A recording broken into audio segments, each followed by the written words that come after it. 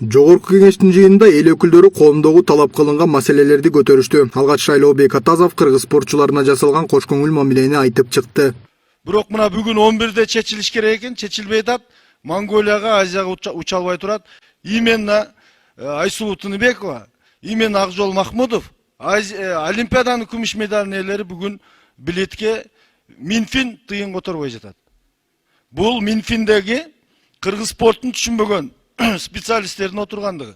Жыйында кыргыз-казак чек өткөрмөлөрүндөгү жүк ташуучу ишкерлерибиз жабыр тартып, ЭАЭПтеги кыргыз өкүлдөрүнүн маселени чече албагандыгы сынга алынды. Ошол жерде өтө албай турган фурлар боюнча көтөрүп, Евразиялык биримдикте иштеген биздин 62 сотрудник. Ошол жердеги бул жерде кыйратам деген адамдар кеткен эле.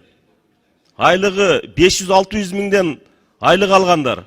Ушуларды күн тартибине киргизип, март ичи карайбыз дегенбиз, бирок дагы деле каралган жок. Мына ушуларды айткандан кийин дагы ошо адамдар чыгып ошол жерде бир үн катып койгон жок. Алмаз Акмынжанович, ушулар боюнча жооп берип коюңуз. Мага качан келе турганын бул жака күн тартибине киргизип ушуларды сурайлы дегенбиз. Ал жерде эмне үчүн отурат алар? Миллионго чейин акча алып коюп. Урматтуу өкмөттүн жана президенттин өкүлү биздин депутаттардын протоколдук тапшырмасы тиешелүү жерлердеги маселелерди эске алып, ошол боюнча иш-чаралар жүргүзөсүздөр деп мен ишенемин. Жыйындын алкагы күн тартибиндеги маселелерге өттү. Анда баалуу металлдар жана асыл таштар жөнүндөгү мыйзамдын долбоору биринчи окууда каралды. Жыйында экономика жана коммерция министринин орун басары Руслан Татиков баяндама жасады. Ал белгилегендей, мыйзам долбоору баалуу металлдардын жана асыл таштардан жасалган зергерчилик жана башка буюмдарды өндүрүүнү, сатууну стимулдаштыруу жана көбөйтүү орто бизнести колдоо максатында иштелип чыкканын айтты. Мыйзам долбоору менен төмөнкүлөр каралган. Баалуу металлдардан жана асыл таштардан жасалган зергердик буюмдарды пробалоо, эң тамгалоону мындан ары жөнгө салуу жана монополиядан ажыратуу.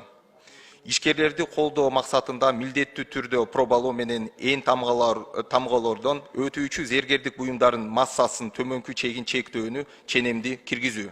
Кыргыз Республикасынын эл аралык келишимдери жана Кыргыз Республикасынын министрлер кабинети тарабынан белгиленген учурлардан сырткары зергердик жана башка баалуу металлдардан жасалган буюмдар милдеттүү түрдө пробалоодон, талдоодон жана эң тамгалоодон өткөзүү ченемин киргизүү. Талкуу маалында депутат Нурлан Шакеев мыйзамды кабыл алууда зергерлердин дагы пикирин эске алуу менен сунуштарын угуу керектигин белгилесе, депутат Карим Ханжеза зергерчиликке керектүү алтын сырьеолор кайдан келип жаткандыгына кызыкты. Урматтуу депутаттар, урматтуу баяндамачылар, ушул мыйзам боюнча бир катар биздин сунуштарыбыз бар. Аны кагаз жүзүндө беребиз биз. Баары азыр ушул мыйзамды күтүп атышат. Алардын да сунуштары бар, биз да сүйлөшкөнбүз. Мына экинчи окууда биз ошол сунуштарды бардыгын беребиз. Сиздер менен биргеликте биз ошол зергерлерге бардык мүмкүнчүлүктөрдү түзүп беришибиз керек. Рахмат.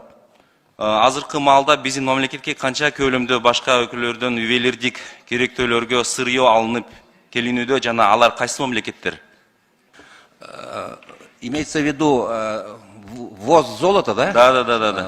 Ввоз золота, сырья у нас такого учета нету, не было такого факта, как в виде сырья завозили золото. А ввоз в виде ювелирных изделий у нас ежегодно с Турции, с Индии поступает, да. А до тонна золота, тонна 200, тонна 300, а серебро тонна 600.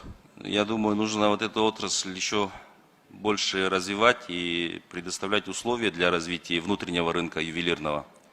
Мен бул мыйзамды долбоорун колдойм. Тилекке каршы биздин афинаштык слиткаларыбыз жөн гана кошумча баасы жок эле сыртка кетип жаткан.